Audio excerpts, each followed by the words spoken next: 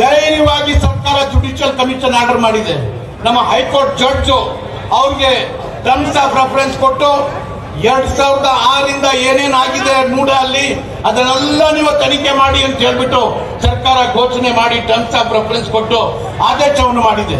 ನೀವು ಹೋಗ್ಬಿಟ್ಟು ಹೇಳಿ ಸರ್ಕಾರ ಕಮಿಷನ್ ಮುಂದೆ ಏನೇನ್ ನಡೆದಿದೆ, ಏನೇನ್ ನಿಮ್ಮಲ್ಲಿ ಡಾಕ್ಯುಮೆಂಟ್ಸ್ ಇದ್ರೆ ಅದನ್ನ ಹೋಗಿ ಪ್ರೆಸೆಂಟ್ ಮಾಡಿ.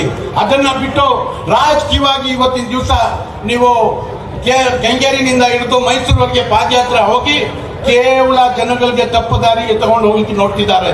ದೇಶಕ್ಕಾಗಿ ದೇಶದಲ್ಲಿ ತಪ್ಪು ಸಂದೇಶ ಕೊಡ್ಲಿಕ್ಕಾಗಿ ಹೋಗ್ತಿದ್ದಾರೆ. ರಾಜ್ಯಕ್ಕೆ ಆಗ್ತಾ ಇರ್ತಕ್ಕಂಥ ಅನ್ಯಾಯದ ಬಗ್ಗೆ ಬಿಜೆಪಿನವರು ಮಾತನಾಡ್ತಾ ಇಲ್ಲ.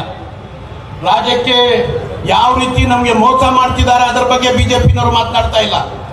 ತಾವು ತಮ್ಮ ಗಮನಕ್ಕೆ ಇರ್ಬೋದು, ಸುಮಾರು ಇಡೀ ಶಾಸಕ ಪಕ್ಷದ ಶಾಸಕರು ಎಲ್ಲ ಸೇರಿ ನಾವು ಡೆಲ್ಲಿಗೆ ಹೋಗಿ ಒಂದು ಹೋರಾಟ ಮಾಡಿದ್ವಿ, ಧರ್ನಾ ಕೂತ್ಕೊಂಡ್ವಿ ಜಂತರ್ ಮಂತರಲ್ಲಿ. ನೋಡಪ್ಪ, ನಮಗೆ 15 ಫೈನಾನ್ಸ್ ಕಮಿಷನ್ ಅಲ್ಲಿ ನಮಗೆ ಬರಬೇಕಾಗಿರ್ತಕ್ಕಂಥ ದುಡ್ಡು ನಮ್ಗೆ ಬಂದಿಲ್ಲ, ದಯವಿಟ್ಟು ಆ ಹಣವನ್ನು ರಾಜ್ಯಕ್ಕೆ ಕೊಡಬೇಕು ಅಂತ ಹೇಳ್ಬಿಟ್ಟು ಒಂದು ಧರ್ನಾ ಮಾಡಿದ್ರು ಸಹ ಇವತ್ತುವರೆಗೂ ಒಂದು ಕೌಡಿ ಪಾಸ್ ಒಂದು ಪೈಸಾ ನಮ್ಗೆ ಸಿಕ್ಕಿಲ್ಲ.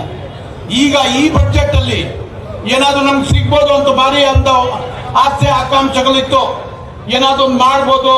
ಹೊಸದಾಗಿ ಮತ್ತೆ ಸರ್ಕಾರ ಬಂದಿದೆ ಕೇಂದ್ರದಲ್ಲಿ, ರಾಜ್ಯದಲ್ಲಿ ಸುಮಾರು 19 ಜನ ಸಂಸದರು ಆಯ್ಕೆಯಾಗಿ ಹೋಗಿದ್ದಾರೆ. ಈ ರಾಜ್ಯಕ್ಕೆ ಏನಾದ್ರು ಮಾಡ್ತಾರೆ ಅಂತ ನೋಡಿದಾಗ ಮತ್ತೆ ನೀವನ್ನೆಲ್ಲ ಮೊನ್ನೆ ನೋಡಿರ್ಬೋದು, ದೊಡ್ಡ ಒಂದು ಜಂಬು ಕೈಯಲ್ಲಿ ಕೊಟ್ಟಿರ್ತಕ್ಕಂಥದ್ದು ಬಿಜೆಪಿ ಸರ್ಕಾರದವರು. ಅವ್ರ ಕಾಲದಲ್ಲಿ ಯಾವ್ದಾದ್ರು ಒಂದು ಹೋರಾಟ ಮಾಡಿದಾರ? ನೀವು ಜ್ಞಾಪಕ ಮಾಡ್ಕೊಳ್ಳಿ, ಇದೇ ಕಾವೇರಿ ಸಮಸ್ಯೆ ಬಂದಾಗ ಆವಾಗ ಬಂಗಾರಪ್ಪನವರು ಮುಖ್ಯಮಂತ್ರಿ ಆಗಿದ್ರು.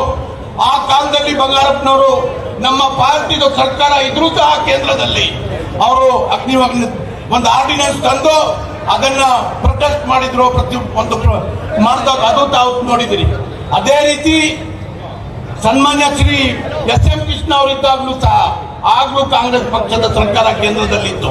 ಆ ಕಾಂಗ್ರೆಸ್ ಪಕ್ಷದ ಸರ್ಕಾರದ ವಿರೋಧವಾಗಿ ನಾವು ಹೋರಾಟ ಮಾಡಿದ್ದೀವಿ, ನಮ್ಮ ರಾಜ್ಯದ ಒಂದು ಹಿತವನ್ನು ಕಾಪಾಡೋದಕ್ಕಾಗಿ.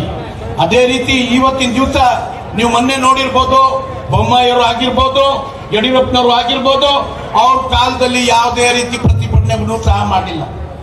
ಈಗ ಇಷ್ಟು ದೊಡ್ಡ ಸಂಖ್ಯೆಯಲ್ಲಿ ಎಷ್ಟು ಸುಮಾರು 15 ದಿವಸ ನಾವು ಬೇಕಾದಷ್ಟು ಒಂದು ಪಾದಯಾತ್ರೆ ಮಾಡಿದ್ದೀವಿ.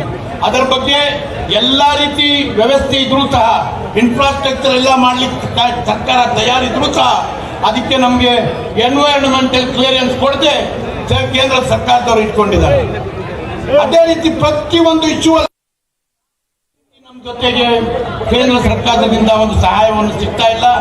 ಈ ಸತಿ ಒಂದು ಮೂಡಾದ ಒಂದು ಇಶ್ಯೂ ತಗೊಂಡು ಮೂಡಾದ ಬಗ್ಗೆ ಪ್ರತಿಯೊಬ್ಬರಿಗೂ ಕೊಟ್ಟು ಇವತ್ತಿನ ದಿವಸ ತಾವೆಲ್ಲ ನೋಡಿದ್ರಿ, ನೋಟಿಫಿಕೇಶನ್ ಅಂದ್ರೆ ಏನು, ಡಿನೋಟಿಫಿಕೇಶನ್ ಅಂದ್ರೆ ಏನು, 50-50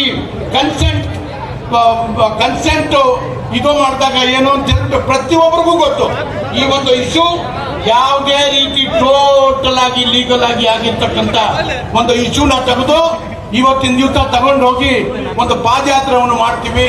ಪಾದಯಾತ್ರೆ ಮುಖಾಂತರ ಅವರ ಸ್ವಲ್ಪ ನೋಡ್ಕೊಳ್ಬೇಕು, ಅವ್ರ ಕಾಲದಲ್ಲಿ ಏನೇನಾಗಿದೆ ಅದನ್ನ ನೋಡ್ಕೊಳ್ಬೇಕು.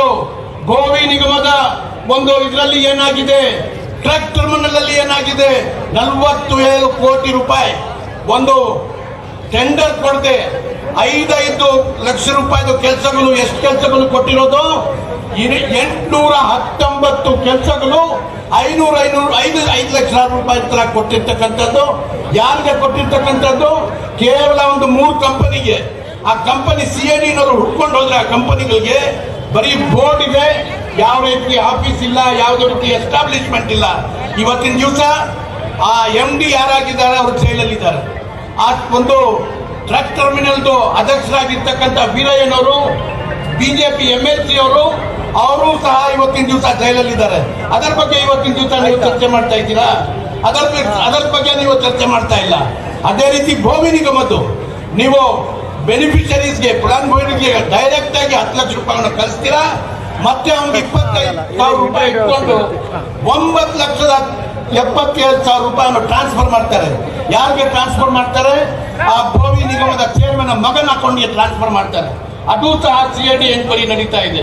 ಅದೇ ರೀತಿ ತಾಂಡಾ ನಗಮ ಇರ್ಬೋದು, ಅದೇ ರೀತಿ ನಿಮ್ಮ APMC ಇರ್ಬೋದು, ಸುಮಾರು 20ಕ್ಕಿಂತ ಹೆಚ್ಚಾಗಿ ಆ ಒಂದು ಸ್ಕ್ಯಾಮ್ಸ್ ನಿಮ್ಮ ಕಾಲದಲ್ಲಿ ಆಗಿರ್ತಕ್ಕಂಥದ್ದು. ಅದೆಲ್ಲ ಇವತ್ತಿನ ದಿವಸ ನಾಳೆ ಅವ್ರು ಬಂದಾಗ ಆ ಪ್ರಶ್ನೆಯನ್ನು ತಾವೆಲ್ಲ ಕೇಳಬೇಕು ಅಂತ ನಿಮ್ಮಲ್ಲಿ ಕೇಳಿಕೊಂಡು ಇವತ್ತಿನ ದಿವಸ ಧೈರ್ಯವಾಗಿ ಸರ್ಕಾರ ಜುಡಿಷಿಯಲ್ ಕಮಿಷನ್ ಆರ್ಡರ್ ಮಾಡಿದೆ. ನಮ್ಮ ಹೈಕೋರ್ಟ್ ಜಡ್ಜ್ ಅವ್ರಿಗೆ ಟರ್ಮ್ಸ್ ಆಫ್ ರೆಫರೆನ್ಸ್ ಕೊಟ್ಟು 2006ರಿಂದ ಏನೇನಾಗಿದೆ ಮೂಡಲ್ಲಿ ಅದನ್ನೆಲ್ಲ ನೀವು ತನಿಖೆ ಮಾಡಿ ಅಂತ ಹೇಳ್ಬಿಟ್ಟು ಸರ್ಕಾರ ಘೋಷಣೆ ಮಾಡಿ ಟರ್ಮ್ಸ್ ಆಫ್ ರೆಫರೆನ್ಸ್ ಕೊಟ್ಟು ಆದೇಶವನ್ನು ಮಾಡಿದೆ. ನೀವು ಹೋಗ್ಬಿಟ್ಟು ಹೇಳಿ ಸರ್ಕಾರ ಕಮಿಷನ್ ಮುಂದೆ ಏನೇನು ನಡೆದಿದೆ, ಏನೇನು ನಿಮ್ಮಲ್ಲಿ ಡಾಕ್ಯುಮೆಂಟ್ಸ್ ಇದ್ರೆ ಅದನ್ನ ಹೋಗಿ ಪ್ರೆಸೆಂಟ್ ಮಾಡಿ. ಅದನ್ನ ಬಿಟ್ಟು ರಾಜಕೀಯವಾಗಿ ಇವತ್ತಿನ ದಿವಸ ನೀವು ಕೆಂಗೇರಿನಿಂದ ಹಿಡಿದು ಮೈಸೂರಿಗೆ ಪಾದಯಾತ್ರೆ ಹೋಗಿ ಕೇವಲ ಜನಗಳಿಗೆ ತಪ್ಪು ದಾರಿಗೆ ತಗೊಂಡು ಹೋಗ್ಲಿಕ್ಕೆ ನೋಡ್ತಿದ್ದಾರೆ. ದೇಶದಲ್ಲಿ ತಪ್ಪು ಸಂದೇಶ ಕೊಡ್ಲಿಕ್ಕಾಗಿ ಹೋಗ್ತಿದ್ದಾರೆ. ಇವತ್ತಿನ ದಿವಸ ಸಿದ್ದರಾಮಯ್ಯನವ್ರದ್ದು 2ನೇ ಬಾರಿ ಮುಖ್ಯಮಂತ್ರಿಗಳಾಗಿರ್ತಕ್ಕಂಥದ್ದು. ಯಾವುದೇ ರೀತಿ 5 ವರ್ಷಗಳ ಕಾಲ ಯಾವ ಸ್ಕ್ಯಾಮು ಇಲ್ಲ, ಯಾವ ಇದೂ ಇಲ್ಲ. ಅದೇ ರೀತಿ ಕ್ಲೀನ್ ಇಮೇಜ್ ಇರ್ತಕ್ಕಂಥ ಒಂದು ವ್ಯಕ್ತಿ, ಆ ವ್ಯಕ್ತಿ ಇಮೇಜ್ ನ ಕೆಡಿಸೋದಕ್ಕಾಗಿ ತಾವು ಇವತ್ತಿನ ದಿವಸ ಹೊರಟಿದ್ರಿ. ಇದನ್ನ ಕಾಂಗ್ರೆಸ್ ಪಕ್ಷದವರು ಬಿಟ್ಕೊಡೋದಿಲ್ಲ. ಕಾಂಗ್ರೆಸ್ ದೊಡ್ಡ ಸೈನ್ಯ ಇದೆ, ಈ ಸೈನ್ಯ ಬಿಟ್ಕೊಡಲ್ಲ ಅಂತ ಹೇಳಿ ನಿಮ್ಗೆ ಎಚ್ಚರಿಕೆ ನಾವು ಕೊಟ್ಟು ಮಾತನಾಡೋದಕ್ಕೆ ಅವಕಾಶ ಮಾಡಿ ಕೊಟ್ಟಿದ್ದಕ್ಕಾಗಿ ತಮ್ಮೆಲ್ಲರಿಗೂ ಅಭಿನಂದನೆ ಸಲ್ಲಿಸಿ 2 ಮಾತನ್ನ ಮುಗಿಸ್ತಾ ಇದ್ದೀನಿ. ಜೈ ಹಿಂದ್, ಜೈ ಕರ್ನಾಟಕ.